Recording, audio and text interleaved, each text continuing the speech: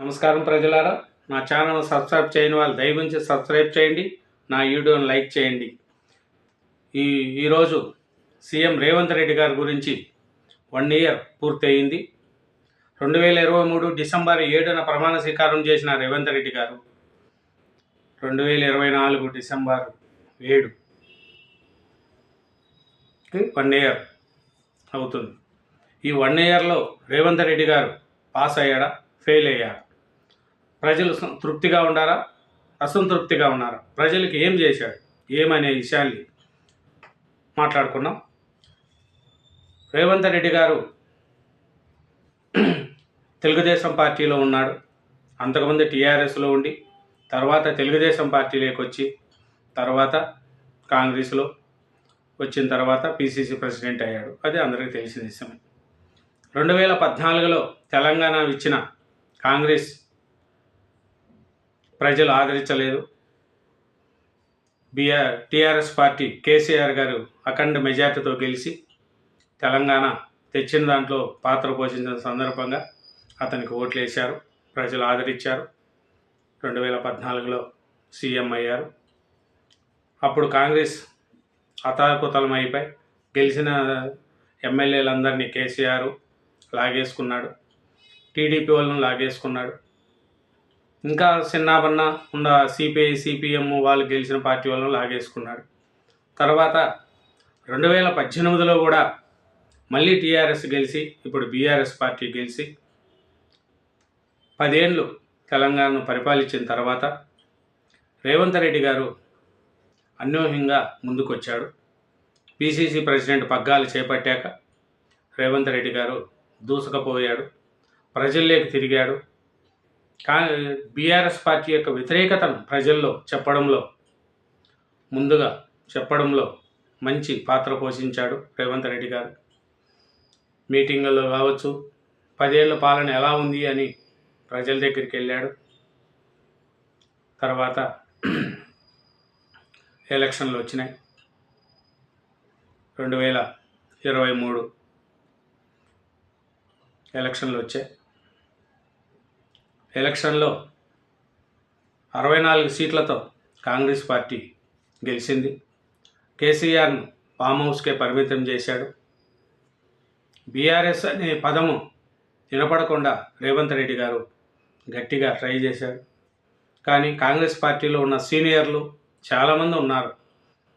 అయినా అందరూ అనుకున్నారు కాంగ్రెస్ పార్టీలో ప్రతి ఒక్కరు ఏమో అసమర్థ పాలన, అసంతృప్తులు ఉంటారు, సీనియర్లు పార్టీలో సీఎం పదవి కోసం కొట్లాడుకుంటారు అని చాలామందిలో అది ఉండేది. కానీ రేవంత్ రెడ్డి గారు సీఎం అయిన తర్వాత సీనియర్లను కూడా దగ్గర పెట్టుకొని ముందుకు చేసుకుంటూ 1 ఇయర్ పరిపాలించాడండి. ఇప్పటికి 64 సీట్లతో అంటే ఆడికాడికి మెజార్టీ వచ్చేది. కానీ ఇప్పుడు కొంతమంది ఈ ఎంఐఎం వాళ్ళతో కావచ్చు, ఇంకొంతమంది టీఆర్ఎస్ బీఆర్ఎస్ నుంచి వచ్చి కాంగ్రెస్లోకి వచ్చారు. అందరితో ఇప్పుడు పటిష్టంగా రేవంత్ రెడ్డి గారు పవర్ఫుల్ లీడర్గా ఎదగగలిగాడు. అట్లే ఆడవాళ్ళకి బస్సుల్లో ఫ్రీ కావచ్చు, ప్లస్ 500 రూపాయలు గ్యాస్ సిలిండర్ కావచ్చు, 200 రూపాయలు యూనిట్లు ఫ్రీ కావచ్చు, రైతు బంధు, రైతు రుణమాఫీ 2 లక్షలు రుణమాఫీ చేసి ఏకకాలంలో దగ్గరగానే 2 లక్షల రూపాయలు రుణమాఫీ చేసి చరిత్ర సృష్టించాడు రేవంత్ రెడ్డి గారు. 1 ఇయర్ పాలనలో ప్రజలు సంతోషంగా ఉన్నారా లేరా అని కొంతమంది అనుకుంటారు. ప్రజలు ఇప్పటికేం మంచి సంతోషంతోనే ఉన్నారు. పరిపాలన కూడా రేవంత్ రెడ్డి గారు దూసుకుపోతున్నాడు. ఏమిటంటే ఒక్కొక్కటి రైతులకు చూడండి, రైతులకు కావచ్చు, ఆడవారికి కావచ్చు, అన్ని విధాల రేవంత్ రెడ్డి గారు 1 ఇయర్ పాలనలో ఉంది. కానీ కేసీఆర్ను ఫామ్ హౌస్కే పరిమితం చేశాడు రేవంత్ రెడ్డి గారు. అది రేవంత్ రెడ్డి గారి యొక్క గొప్పతనం.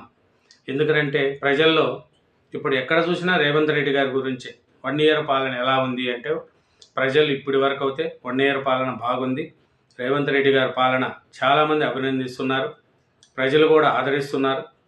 అతను చెప్పుకుంటూ చేసుకుంటూ పోతున్నాడు ఒక్కొక్కటే.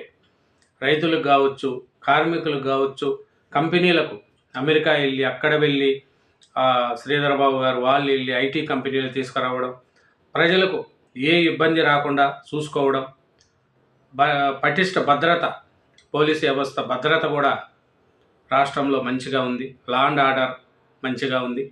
కాబట్టి రేవంత్ రెడ్డి గారు పాలన 1 ఇయర్ పాలన మంచిగానే నడుస్తుందండి. ఏం వ్యతిరేకత లేదు ఇప్పటి వరకు. ఎందుకంటే అతనుగా రైతు కుటుంబం నుంచి వచ్చిన వ్యక్తే కాబట్టి పేదవాళ్ళకు, రైతులకు, కార్మికులకు అందరికి కూడా మంచి చేసుకుంటూ పోతున్నాడు రేవంత్ రెడ్డి గారు. కానీ 10 ఏళ్ళు పరిపాలించిన కేసీఆర్ను మూలన వేసేశారు ప్రజలు. ఏది నాది నాది అనుకున్న వాళ్ళు ఎవరు కూడా కొన్ని రోజులు అధికారాలు ఉంటాయి, అధికారం పోయిన తర్వాత ఇదే పరిస్థితి వస్తుంది.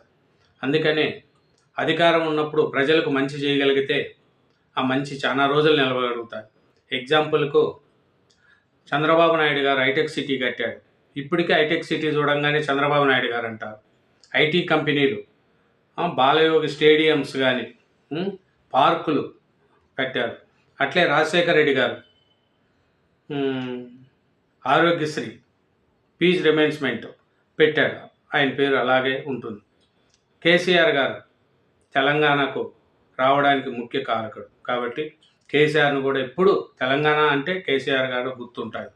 కానీ తెలంగాణ ఇచ్చిన కాంగ్రెస్కు కేసీఆర్ గారు మోసం చేశాడు.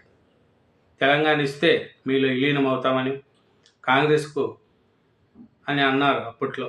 కానీ తర్వాత పేటు పిలాయిచ్చి మేమే పార్టీని పెట్టి తెలంగాణ వస్తే దళితుని సీఎం చేస్తా అన్నాడు కేసీఆర్ గారు. దళితుని సీఎం కాలేదు, అతనే సీఎం అయ్యాడు. 10 సంవత్సరాలు 2 టైమ్స్ సీఎంగా చేశాడు. కాబట్టి రాజకీయ నాయకులలో మాటలు చెప్తూ ఉంటారు కానీ అవన్నీ ఆచరణలో రావు. కానీ కేటీఆర్ గారు ఐటీ మినిస్టర్గా కంపెనీలు తీసుకొచ్చాడు, డెవలప్మెంట్ కృషి చేశాడు. ఇప్పుడు మన రేవంత్ రెడ్డి గారు చూస్తే 1 ఇయర్ పాలన బాగుంది. ప్రతి ఒక్కరికి, రైతులకు కావచ్చు, కార్మికులకు కావచ్చు, విద్యార్థులకు కావచ్చు, ప్రజలకు కావచ్చు, బస్సు ప్రయాణం అట్లా ఫ్రీగా ఇవ్వడం రేవంత్ రెడ్డి గారు చేసింది చాలా గొప్ప పని. ప్రజలకు కూడా ఏం కావాలి, ఏమి ఇంకా ఆయన చేయాలి, రైతులకు ఇంకా చేయాలి. రైతు బంధు కూడా సంక్రాంతి తర్వాత రైతు బంధు కూడా ఇస్తామంటున్నారు. ప్లస్ చదువుకున్న పిల్లలకి కొన్ని టీచర్ పోస్టులు ఇచ్చాడు. హాస్పిటల్లో నర్సులు అట్లాంటి జాబ్స్ కూడా ఇచ్చాడు. కాబట్టి ఒకటి చేసుకుంటూ ప్రజల్లోకి దూసుకుపోతున్నాడు మన రేవంత్ రెడ్డి సారు. కాబట్టి రేవంత్ రెడ్డి సార్ని మనము 1 ఇయర్ పాలనలో బాగుంది, అది ఒకసారి విన్నాం. తెలంగాణ సమాజం ఆ కుర్చీ ఖాళీ ఉండడం తెలంగాణకు మంచిదా? ఇప్పుడు మీ అనుభవాన్ని, మీ చతురతను ఉపయోగించి పాలక పక్షాన్ని ఇరుకున పెట్టండి. చంద్రశేఖరరావు గారు మీరు వచ్చి ఇరుకున పెట్టడమే కాదు, సూచన చేయండి. మేమంతా యంగ్స్టర్స్, ఈ రోజున్న మంత్రివర్గంలో తుమ్మల గారు, తుప్పల్లి గారు సీనియర్స్ ఉండొచ్చు, కానీ బట్టి గారైనా, నేనైనా, శ్రీనివాస్ రెడ్డి అయినా, పొన్నం గారైనా మిత్రుడు, మేము అప్కమింగ్ ప్రజా ప్రతినిధులము. మాకు ఈ రోజు ఒక గొప్ప అవకాశం వచ్చింది. మీకంటే సీనియర్ ఒకరిద్దరే మంత్రివర్గంలో ఉన్న తుమ్మల నాగేశ్వరరావు గారు లాంటి వాళ్ళు. మీరు నిజంగానే మీ కేంద్ర మంత్రిగా, రాష్ట్ర మంత్రిగా, కేంద్ర మంత్రిగా, ముఖ్యమంత్రిగా, ఉద్యమకారుడుగా మీకు ఎంతో అనుభవం ఉందని మీరు చెప్తున్నారు కదా. అనుభవాన్ని ప్రజల కోసం ఉపయోగించండి. ప్రతిపక్ష బాధ్యత మీరు నెరవేర్చండి. పాలక పక్షానికి సూచన చేయండి.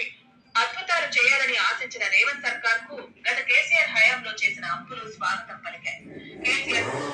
అది రేవంత్ రెడ్డి గారు కేసీఆర్ గారిని ఏమంటున్నారంటే, అసెంబ్లీకి రండి, ప్రతిపక్షంలో కూర్చోండి, మా సలహాలు ఇవ్వండి అంటున్నారు. ప్లస్ ఏమంటే చేయరాని అప్పులు చేసేసాడు కేసీఆర్. ఇన్ని అప్పులు కాదు, మొత్తం వడ్డీ, వచ్చిన డబ్బు వడ్డీలకే సరిపోవట్లేదు. చాలా అప్పులు చేసేసాడు. ఆంధ్రాలో జగన్ గారు ఎలా అప్పులు చేసి పెట్టేశాడో ఆడ అంతే. 10 లక్షలు, 14 లక్షల కోట్లు, వేల కోట్లు అప్పులు చేసేసాడు. ఇప్పుడు అక్కడ చంద్రబాబు నాయుడు గారు తలబట్టుకుంటున్నాడు. ఆయన అంత అనుభవం ఉన్న నాయకుడే ఇన్ని అప్పులు చేసేస్తే కట్టుకోలేకున్నారు. ఇక్కడ రేవంత్ రెడ్డి గారు ఫస్ట్ టైం సీఎం. ఈ కేసీఆర్ గారు చేసిన అప్పులు ఆయన వడ్డీలు కట్టుకుంటూ ముందుకు పోతున్నారు. యంగెస్ట్ రేవంత్ రెడ్డి గారు అయినా అనుభవంలో కావచ్చు, ఒక డెవలప్మెంట్లో కావచ్చు ముందుకు పోతున్నాడు. ఒక స్వార్థం లేదు రేవంత్ రెడ్డి గారి దగ్గర, కక్ష లేదు. కుటుంబ పాలన లేదు. మెయిన్ రేవంత్ రెడ్డి గారి దగ్గర కుటుంబ పాలన లేదు. బంధువులను దగ్గరికి తీసుకోడు. బంధువులందరినీ పదవులు ఇచ్చేసుకొని ప్రభుత్వం అంతా వాళ్ళకి అప్పచెప్పేది. జగన్ లెక్క, కేసీఆర్ గారి లెక్క. కాబట్టి రేవంత్ రెడ్డి గారి పాలన 1 ఇయర్ పాలన సంతృప్తికరంగా ఉంది. ప్రజలు కూడా మంచిగానే ఆదరిస్తున్నారు. ఇంకా ఇందిరమ్మ ఇండ్లు రాను ఇంకా డెవలప్మెంట్గా మూసీ నది అంటున్నాడు, అది ఇంకా డ్యామ్, ఈ ప్రాజెక్టులు కావచ్చు, గురుకులాలలో కావచ్చు, అక్కడ సన్నబియ్యం భోజనాలు అన్నీ రేవంత్ రెడ్డి గారు ముందుకు పోతున్నాడు. సిటీలో డెవలప్మెంటు, ఐటీ కంపెనీలు, రోడ్లు. కాబట్టి రేవంత్ రెడ్డి గారి పాలన 1 ఇయర్ పాలన ప్రజలు సంతృప్తికరంగా ఉన్నారు. ప్రజల్లో కూడా వ్యతిరేకత లేదు. కాబట్టి కేసీఆర్ గారు అయితే ఫామ్ హౌస్కే పరిమితం అయ్యారు, అసెంబ్లీకి రారు. అక్కడ జగన్ గారు అసెంబ్లీకి రారు. కాబట్టి 2 తెలుగు రాష్ట్రాల్లో ఉన్న సీఎంలు అభివృద్ధి పదంలో నడుస్తున్నారు అని ప్రజలు చాలా సంతృప్తికరంగా ఉన్నారనేది సీఎం రేవంత్ రెడ్డి గారు 1 ఇయర్ పాలనపై మన రిపోర్ట్ అండి. Thank you very much. నా ఛానల్ను సబ్స్క్రైబ్ చేయండి, నా వీడియోని లైక్ చేయండి. Thank you.